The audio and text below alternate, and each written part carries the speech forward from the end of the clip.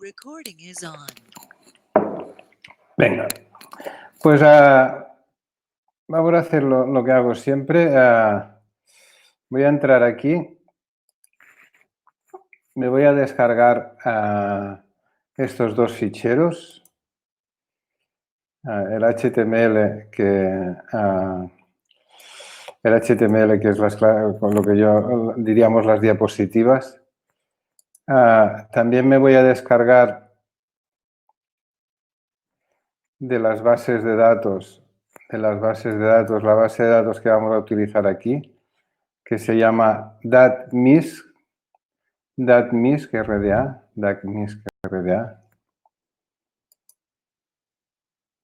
¿Sí? O sea, de las bases de datos me he descargado el DACMIS y del apartado de miscelánea sobre supervivencia, me he descargado el HTML y las instrucciones de R. Lo muestro en el Finder. Ok. Y entonces, tal como he pedido que fuerais haciendo a lo largo de mis clases, en el directorio raíz voy a crear una nueva carpeta que se va a llamar Weibull. Sí.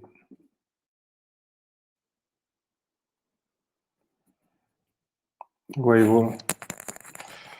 Aquí en Weibull.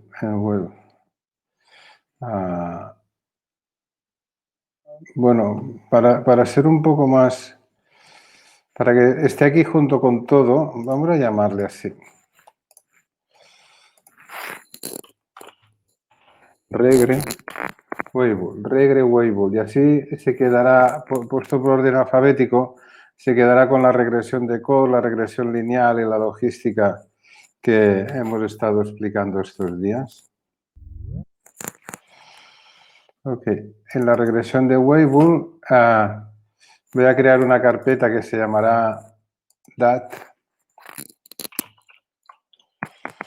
En esta carpeta DAT voy a colocar la base de datos que me acabo de descargar. Pero a ustedes esto no les pasa, pero a mí sí que me he ido descargando cosas. Me voy a pasar aquí en una carpeta que le llamaré docs, el HTML. Iré comentando a lo largo de las clases.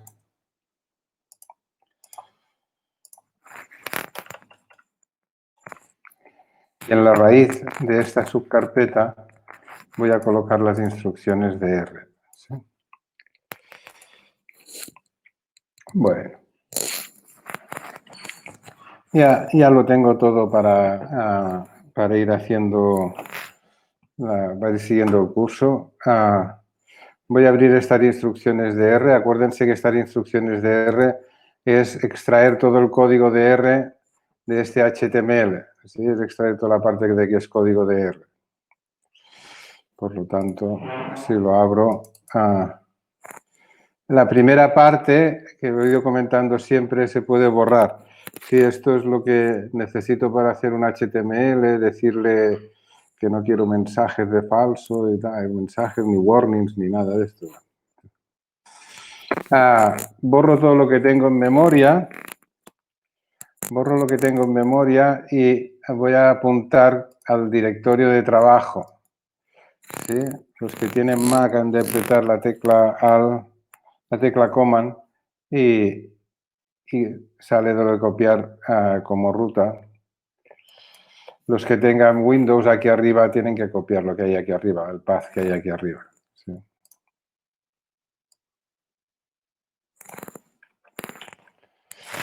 Bueno, esta es mi carpeta de trabajo.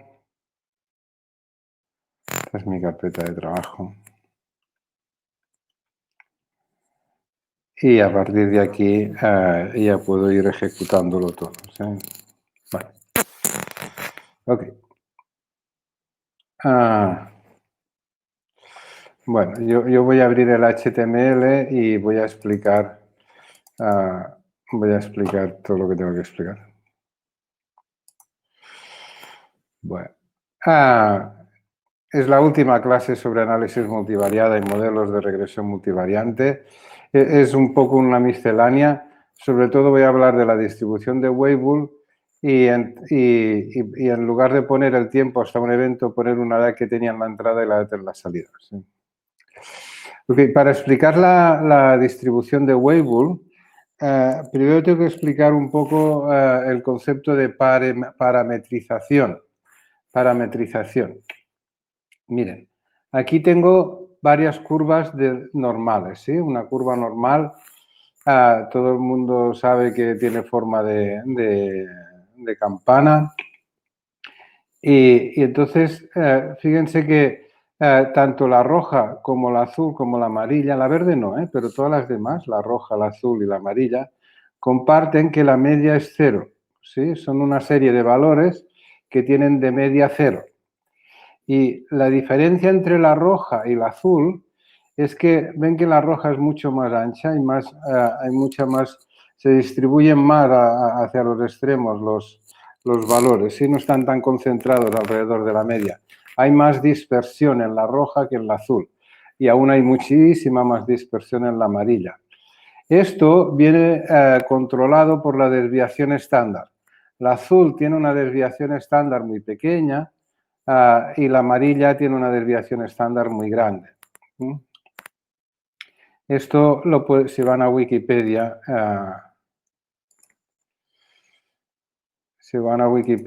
he reproducido estas figuras de aquí. He reproducido estas figuras de aquí con R. La roja, el azul, la roja y la amarilla tienen media cero, ¿sí? Y se diferencian en que la azul tiene una desviación estándar, en este caso es la variancia, es la desviación estándar al cuadrado. Tiene una variancia, la variancia, que es la desviación estándar al cuadrado, es mucho más pequeña en la azul que en la roja y la que la tiene más grande es la amarilla y por eso como tiene mucha más dispersión, ¿sí? Tiene esta forma. Y se llama densidad de probabilidad porque los valores alrededor de la media hay mucha gente alrededor de la media. Y en cambio, cuanto más me alejo de la media, si miramos al azul, cuanto más me alejo de la media, menos gente hay, ¿sí? Es mucho más probable encontrar valores alrededor de cero que valores yo qué sé, de 0,5 o de menos 0,5 o menos 0,8. ¿Sí? En el caso de la verde, como que la media es menos 2, lo más fácil es encontrar valores alrededor de menos 2 y cuanto más nos alejamos de menos 2 hacia un lado o hacia el otro, menos probable es. ¿Sí? Ok, por lo tanto, dibujar las curvas de la distribución normal necesito dos parámetros. Necesito saber cuál es la media y saber cuál es la desviación estándar. Y con eso todos, si sabemos una media y sabemos una desviación estándar, todos dibujaremos la misma curva. Pero la distribución normal no es la única curva que hay. Hay varias y hay otras distribuciones. Y otra de las distribuciones es la distribución de Weibull. La distribución de Weibull puede tomar muchas formas, ¿sí? Fíjense que aquí la de color verde se parece muchísimo a la normal, ¿sí? Los valores alrededor de 1 son los más frecuentes y cuanto más me alejo de uno hacia un lado o hacia el otro, menos probabilidad hay de observar un valor así, ¿sí? La mayoría de valores estarán alrededor de 1. En cambio, en la lila, la mayoría de los valores estarán alrededor de entre, no sé, 0,3 y 0,6, estarán por aquí, ¿sí?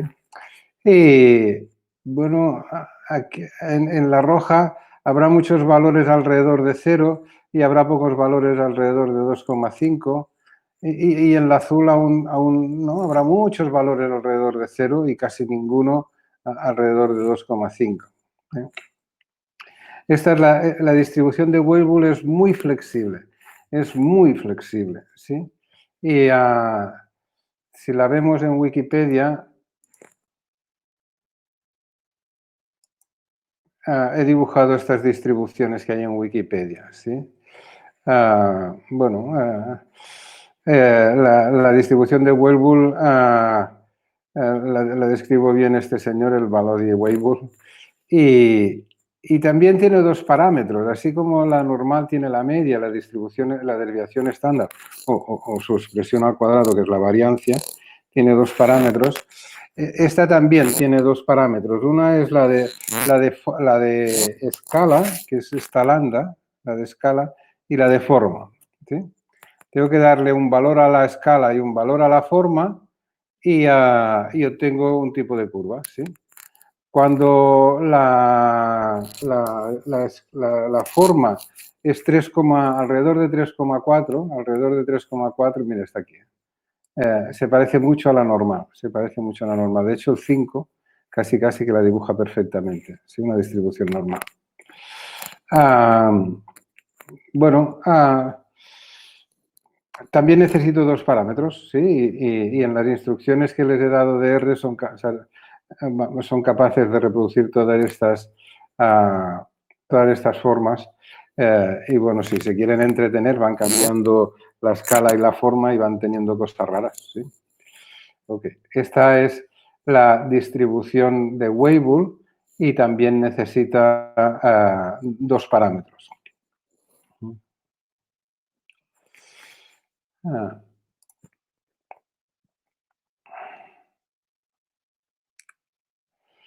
Bueno, sí, y en la verde, quédense con esto. En la verde lo más probable son valores alrededor de 1, en la lila lo más probable son valores alrededor de 0,4, 0,5, 0,6.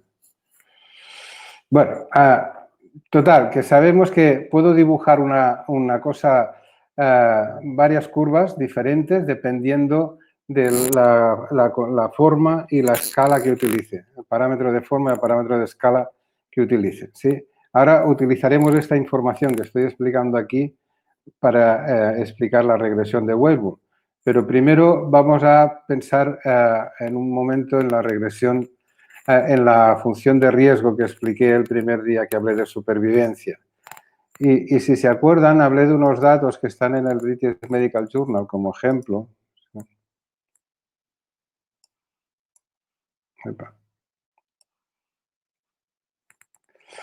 Que consistía en a 20 personas, 10 con peso normal y 10 con sobrepeso, les hicieron correr por una cinta métrica, por una cinta de ejercicio, perdón. Y este a los 4 minutos tuvo que parar, este a los 10 minutos tuvo que parar, este llegó, la prueba duraba 12 minutos y este fue capaz de correr 12 minutos. Igual hubiera corrido 20 minutos más, pero a los 12 minutos se paró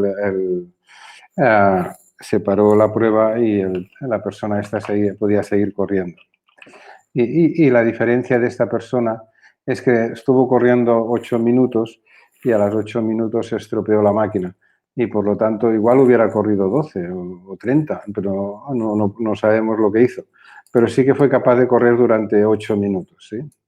Algo tiene esta persona que la ha hecho correr 8 minutos y en cambio esta solo pudo correr 2.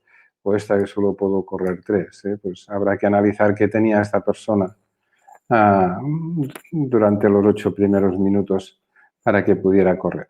¿Sí? Estos datos están aquí. ¿Sí? Fíjense que hay la variable identificadora y el primer momento hay una persona que en el momento 4 tiene un problema.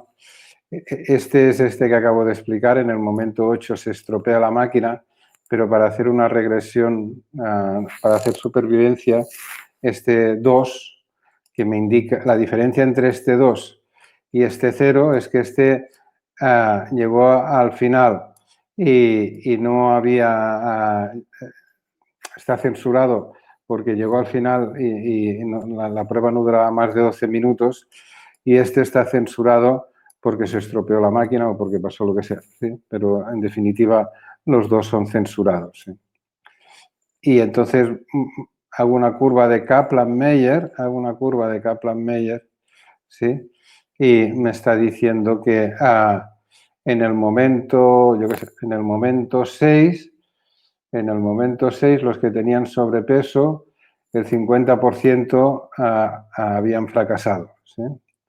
Y en cambio, en el momento 6, los que no tenían sobrepeso aún sobrevivían el 70%, por lo tanto habían fracasado solo el 30%, ¿sí? Entonces, 70% aproximadamente aún podían seguir corriendo y en cambio en los rojos, en los que tenían sobrepeso, solo podían seguir corriendo el 50%. Estos peldaños ocurren cada vez que hay un evento, ¿sí? Evento hay en el momento 4, en el momento 2, en el momento 8, ¿sí? En el momento 2, en el momento 8, 4, en el momento, ¿sí? En cada momento que hay algo. Así se calcula la supervivencia. Esta forma no se estima como con la regresión lineal. ¿Sabéis que estimábamos la constante y una beta para la pendiente? ¿Sí? Esto no, esto dibujas aquí lo que te dicen los datos. O sea, cada vez que hay alguien que ha tenido algo, pues bajas el peldaño y calculas la proporción de gente que ha sobrevivido. O sea, esto se adapta a los datos, son los datos lo que te lo dicen. No has creado ninguna función. Por lo tanto, esto no es paramétrico, no es paramétrico. No hay un parámetro de pendiente, ¿no? O sea, de slope, de que tenga una pendiente o una constante. Por lo tanto, se puede considerar no paramétrico. Bueno, si esta es la curva de supervivencia, 1 menos la curva de supervivencia son los casos acumulados. Uno puede empezar en el 100% y llegar al 0%, ¿sí? Que es cada vez sobrevive menos gente, o uno puede empezar en el 0%, que al principio no hay ninguna proporción de casos, y cada vez hay más casos, hasta que puedes llegar al 100% de los casos que han tenido problemas, ¿sí? Que es la mortalidad acumulada. O acumulado a los eventos acumulados, ¿sí? Fíjense que si la supervivencia es 90, 80, hasta 36, en el grupo de no obeso, y luego viene la supervivencia en el grupo de obesos, los 6 primeros valores, ¿sí?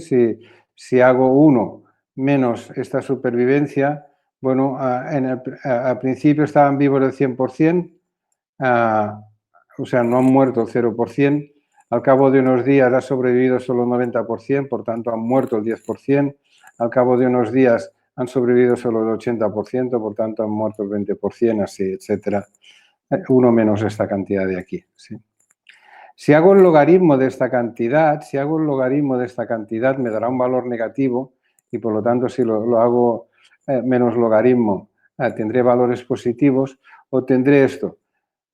Así que esto se llama la función de riesgo,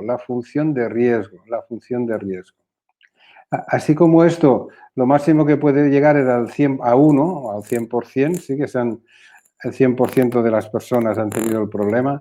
Esto no, esto es la función de riesgo y puede tomar valores en teoría hasta infinito.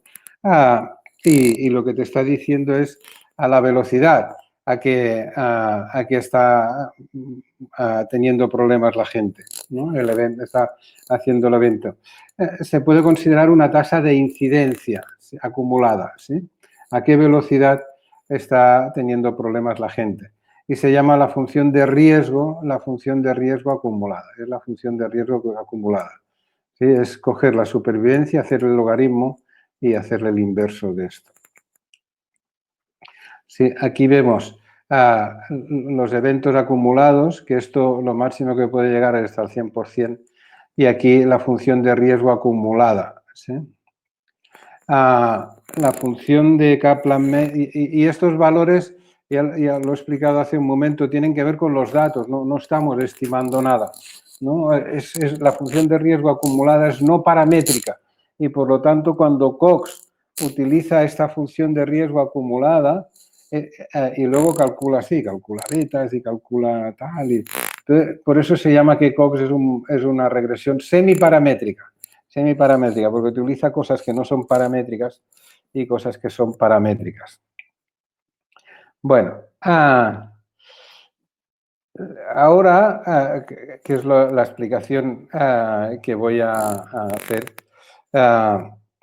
pero ahora explicaré mejor, pero voy a dibujar dos curvas. Una es esta de aquí, para todos los pacientes, ¿sí? Sin diferenciar entre si eran sobrepeso o no sobrepeso. Para todos los pacientes, estimada con Cox, que es un método semiparamétrico, o con Weibull, ¿sí? Calculando unos valores de forma y de escala. Calculando, sí que el software lo hace. ¿Sí? Y fíjense, la línea sólida es, la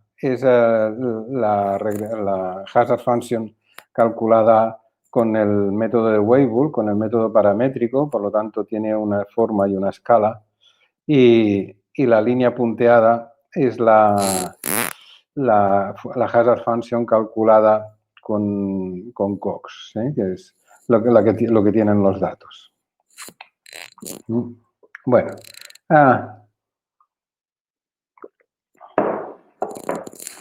explicado el tema de lo que quiere decir parametrizar y lo que quiere decir la función de riesgo, vamos a ver cómo se hace una Weibull, una regresión de Weibull con R. ¿Sí?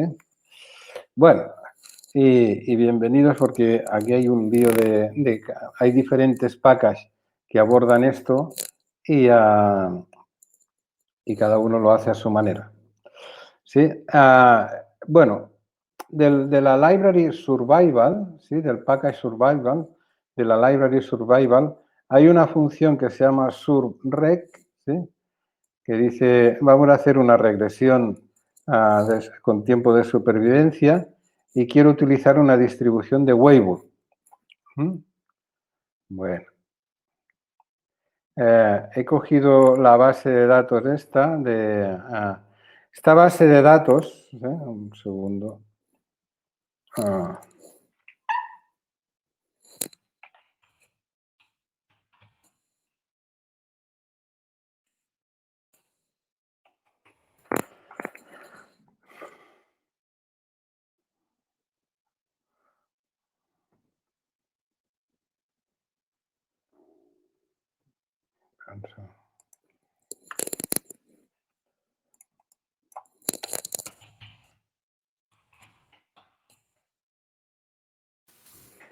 Esta base de datos, los datos son reales, o sea, no.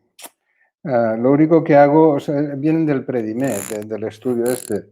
Lo único que he hecho es calcular la edad de inicio, la edad que tenía cuando se reclutó y la edad que tenía cuando tuvo el evento.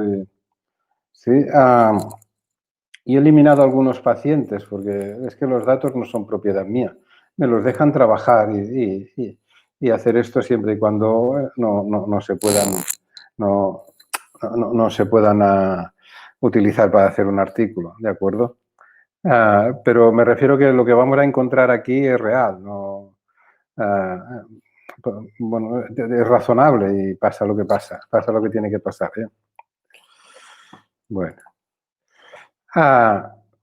Bueno, hacer una surreg y diciéndole que quiero que me haga una distribución de Weibull, me devuelve unos coeficientes, que si hago el summary, me devuelve una intercept, me devuelve un log de la scale, de la escala, y me devuelve unos coeficientes,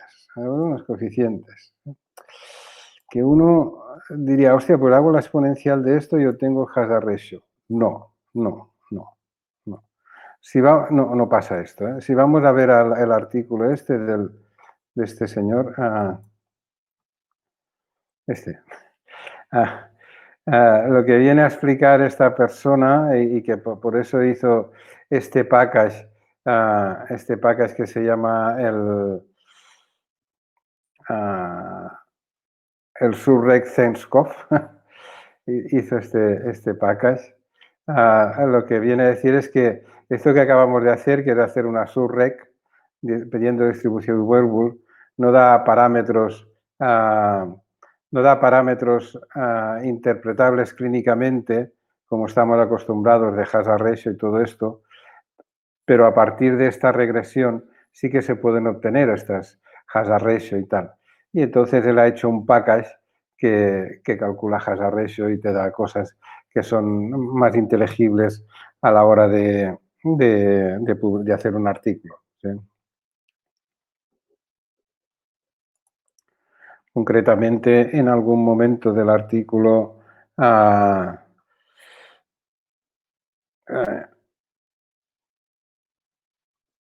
bueno, te diré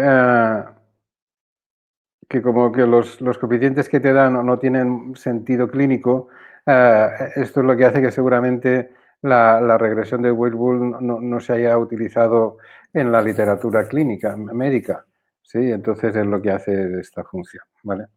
Pero ahora iremos a esta función, al Subreksenskov. Pero vamos a ver, ¿qué es lo que necesito? Del sexo me ha dado este valor, del sexo me ha dado este valor, ¿sí? Entonces, si este valor, lo divido por la escala, por lo tanto tendría que hacer la exponencial de la escala, ¿sí?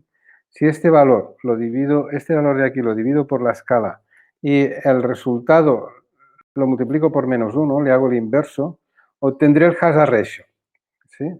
Es coger el valor, el coeficiente del sexo, la escala, que es hacer la exponencial de este valor, es hacer la exponencial, pero el modelo también te la da, si le pides la escala, también te la da. Y entonces si divido el coeficiente por la escala y le hago el inverso y le hago la exponencial de esto, ¿sí? Obtengo el hazard ratio,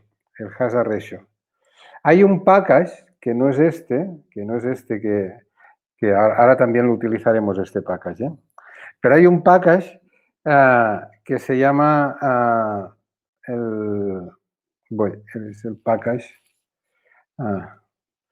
Ahora os explico qué package es. Que tiene esta función que lo que hace es, se hace un PHREC, ¿sí? Con una distribución de Weibull, con el package este que ahora os diré cómo se llama, ¿eh? Y le piden un summary. Fíjate que el hazard ratio, el 434, es este que hemos calculado aquí, ¿sí? Bueno, el package concretamente se llama el EHA. Por favor, los que no lo tengáis, instalado, acordaros que hay que hacer install package. Y aquí entre comillas poner el... O la otra es ir desde aquí, install package, y buscar el EHA.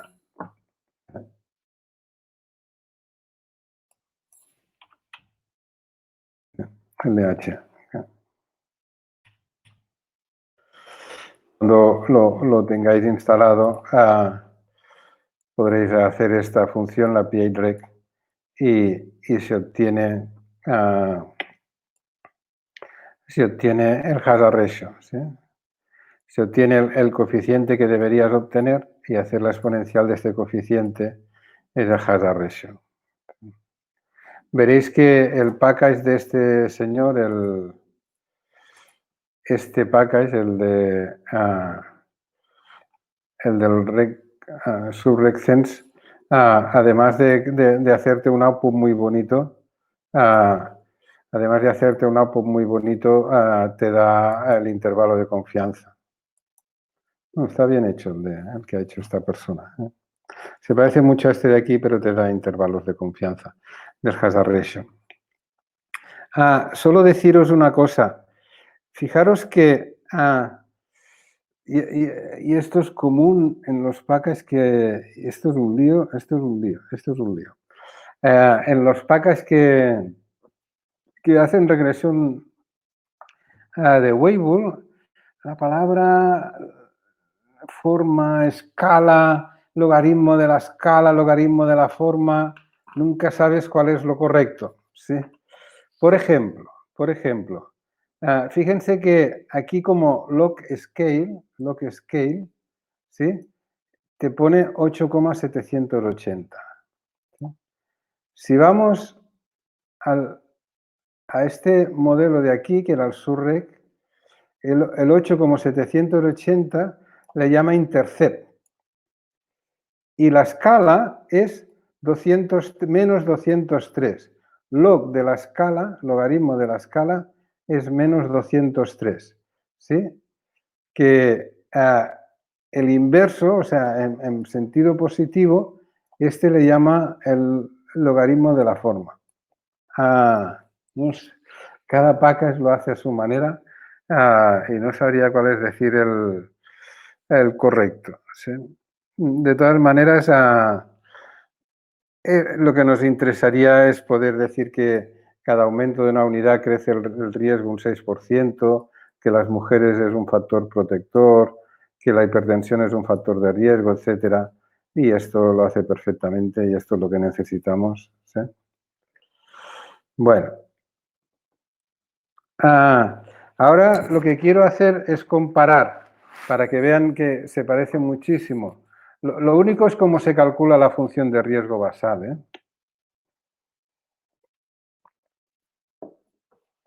O lo más importante, que en Weibull está parametrizado y en cambio en la regresión de Cox no está parametrizado. Para poder enseñarles la diferencia entre la regresión de Cox y el modelo de Weibull, tengo que hacer la regresión de Cox con otra función. ¿Sí? Hasta ahora, toda la regresión de Cox que hemos hecho, la hemos hecho con la función CoxPH del package survival. ¿Sí? Ahora voy a hacer una regresión de Cox con la función CoxRec del package este que el EHA. ¿Sí? Es lo mismo, fíjense. Aquí hago un modelo de Cox con la función CoxRegression. ¿Sí? Y fíjense qué coeficientes obtengo. Es lo mismo que utilizar la función CoxPH. ¿Sí? O sea, obtengo los mismos coeficientes. Es exactamente idéntico. Calcula lo mismo esta función de este package que esta función de este package. ¿Sí? O sea, hacer una regresión de Cox con este package o hacerla con esta es absolutamente idéntico. Lo único que los objetos que se salvan en esta función y los objetos que se salvan aquí, las funciones plot, el summary, da cosas diferentes. Bueno, da cosas, depende de lo que el que haya programado el package le parezca que tiene que salir en un plot. ¿Sí? Entonces, lo que he hecho es un modelo de Cox, ¿sí? Con este package y lo he guardado con el modelo de Cox. ¿Sí? Y antes he hecho un modelo de Weibull y lo he guardado como modelo PHREG, porque lo he hecho con la función PHREG, pero este es Weibull. ¿Sí? Fíjense que si comparo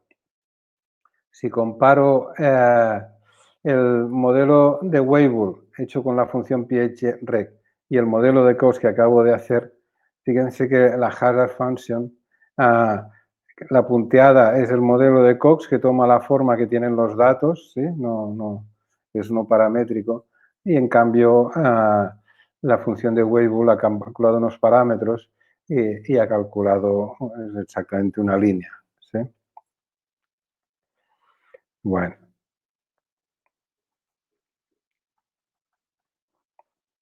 Mire, ahora les voy a mostrar los hazard ratio calculados según Weibull y calculados según Cox. ¿Sí? Para hacerlo necesito la función intervals, ¿sí? Que la hemos utilizado la hemos utilizado en otras clases. Por ejemplo, la función intervals está en la regresión lineal. Epa. La regresión logística. En la regresión logística está una carpeta que se llama functions, ¿sí? Y en esta está la función intervals, que es esta que programaron un agente del ICO y que se ha hecho muy famosa.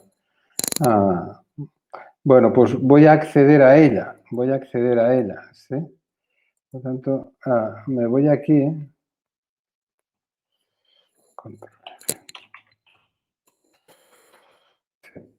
Me voy aquí y esto está. Tengo que subir un nivel. Subir un nivel. Bajar al nivel este de regre-logi.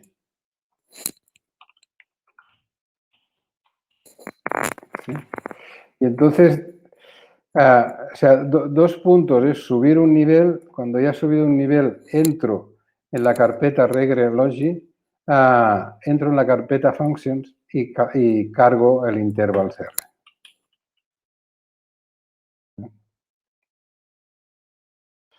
La alternativa rápida, si alguien dice, hostia, que ahora no sé cómo, la alternativa rápida es abrirlo, marcarlo todo, ejecutarlo y ya te queda en memoria la función intervals. ¿Sí? Si os queréis entretener luego a hacer esto de los par relativos, la función rápida es esta, es abrirlo, abrir intervals, marcarlo todo, ¿sí? Darle al intro y se queda la función intervals ya en memoria. Bueno, bueno, pues fíjense que se parece muchísimo. Obtenido con Weibull, ¿sí? Obtenido, este es con la función aquella surrec, que los hazard ratio, los coeficientes no tienen mucho sentido, pues aplicar la función convert Weibull, esta de este artículo, la función esta de este artículo,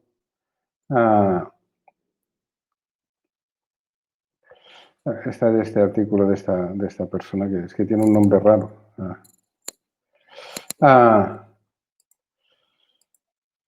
Y estos los hazard ratios obtenidos con Weibull y estos son los hazard ratios obtenidos con Cox. Sí, bueno, se parecen muchísimo. Bueno, fallan en el segundo o el tercer decimal, la mayoría de ellos. Es muy parecida, es muy parecida.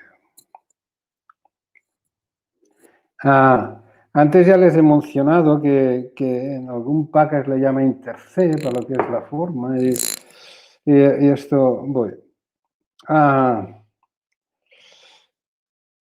Y quería que lo tengamos presente, ¿sí? Con la función surrec, que es esta que se hace por defecto en el package survival, ¿sí? Observe que la escala es de 816. Si hago el logaritmo de este valor, evidentemente obtengo esto, ¿sí? En negativo, ¿sí?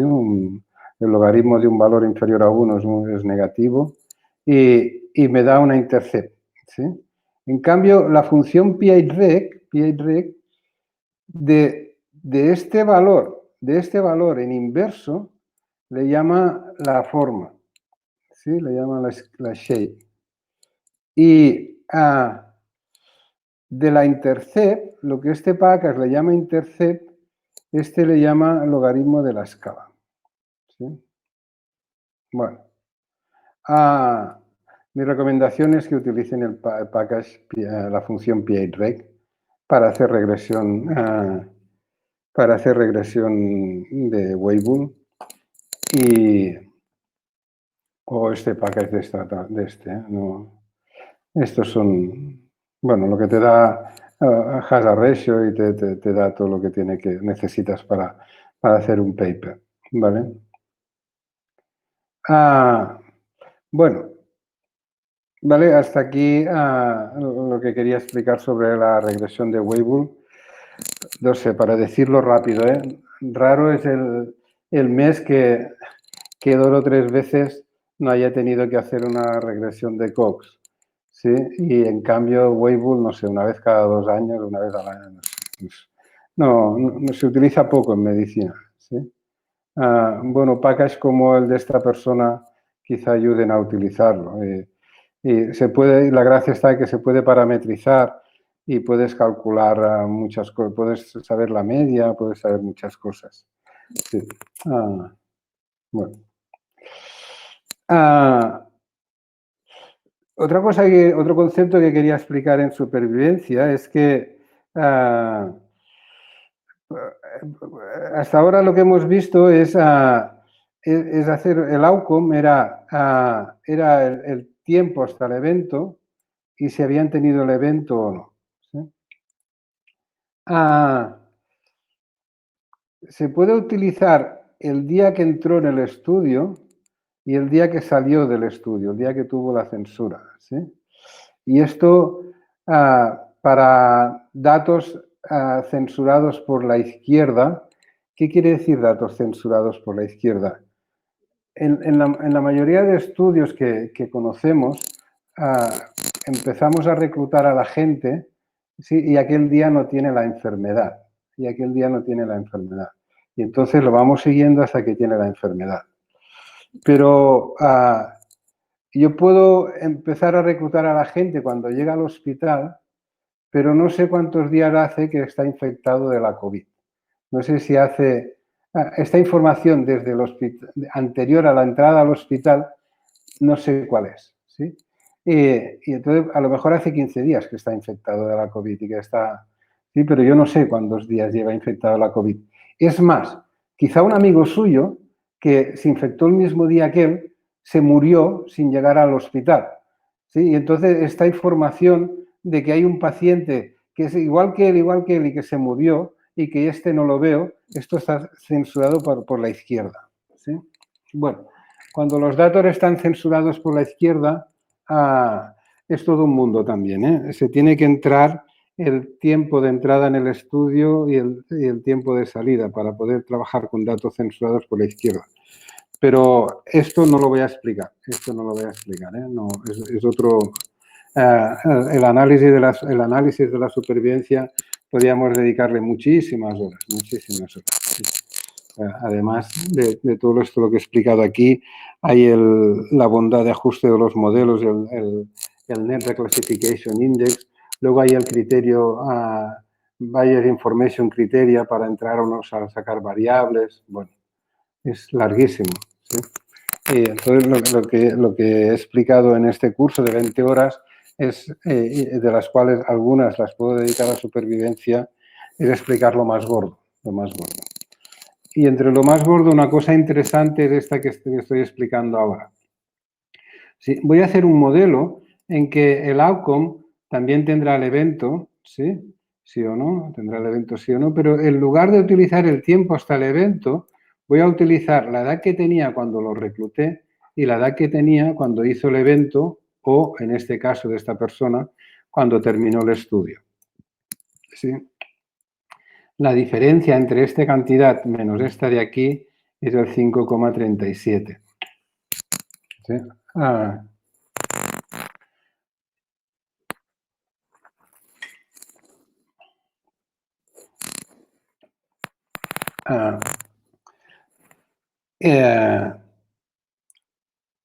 Y la edad la pongo en decimales, porque, claro, es importante que esto es el 72% de un año, esto es el 90% de un año, esto es el 15% de un año.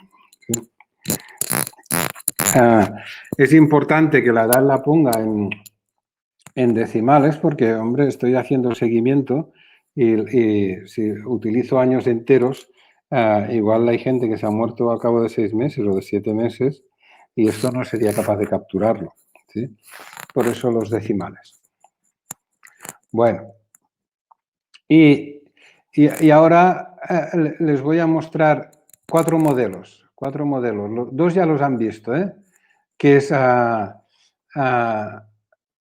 por ejemplo, este modelo de aquí, que era la edad, el sexo, la hipertensión, la diabetes y tal, con el modelo de Weibull. ¿Sí? Bueno, pues voy a utilizar 4 modelos. Los dos primeros, en lugar, voy a utilizar el tiempo hasta el evento, ¿sí? Y en los otros dos voy a utilizar la edad de entrada y la edad de que tenía la salida, ¿sí? Uno lo voy a hacer con Weibull y el otro lo voy a hacer con Cox, ¿sí? Aquí estoy haciendo, ¿ven la diferencia? En lo que hemos visto hasta ahora, este trozo de aquí sería solo tú y Ben. Y ahora aquí pongo dos cosas. En lugar de una, dos. La edad de entrada y la edad de salida, ¿sí? Y esto lo hago tanto cuando hago una distribución de Weibull, cuando hago una regresión de Cox, ¿sí? Bueno, entonces lo junto todo, ¿sí? Fíjense que aquí no pongo la edad, porque lo que estoy modelizando es el tiempo que tardas en tener un evento, ¿sí? ¿Cuántos años has tenido que tener para tener un evento? ¿Sí? Y por lo tanto aquí en estos dos modelos no pongo la edad, ¿eh? Por lo tanto no tengo un coeficiente para la edad, tengo un coeficiente para el resto de variables, Y fíjense que el Weibull, poniendo el tiempo hasta el evento, poniendo las dos edades, es prácticamente una copia, ¿eh? Es calcado, ¿eh? Esto se modifica al tercer o cuarto decimal, ¿eh? No. Y el Cox, pues también, los dos Cox prácticamente son idénticos, ¿eh? Se modifica hasta prácticamente al tercer decimal, ¿de acuerdo? Bueno, como ejemplo de ventaja que puede tener esto, miren, sí, no sé si lo tengo todo cargado. Bueno, sí. Si al modelo de Cox, le pido hay una función que se llama base hazard. Voy a hacer un encabezamiento de esto. Sí, lo que te está diciendo es a 53 años qué función de riesgo tiene, ¿sí? Entonces, si lo hago a partir de 65 años, ¿sí? La función de riesgo es de 0,136. ¿Sí? Menos esta cantidad y hacer la exponencial es la supervivencia. ¿Sí? El 96% de la gente sobrevivió 65 años. ¿No? Voy a hacer lo mismo a 75 años. Me da este hazard, esta función de riesgo, y la exponencial de esta cantidad es 89. ¿Sí? Por lo tanto, si un paciente me dice, un paciente de 65 años, me dice, oye, los próximos 10 años, ¿qué me va a pasar? Pues mira, le digo, le puedo decir esto, ¿no? A los 65 años, solo, bueno, no llega al 4%, 3 y pico por ciento de gente había tenido un problema. A los 75 años ya lo ha tenido más del 10% el problema. ¿Sí? Bueno, puedes hacer cálculos de este estilo, haciendo modelos en los que aquí pongas la edad, ¿sí? En lugar de poner... Al final se puede hacer todo con todo, ¿eh? Pero esta es la manera rápida de calcular este tipo de cosas. ¿Vale?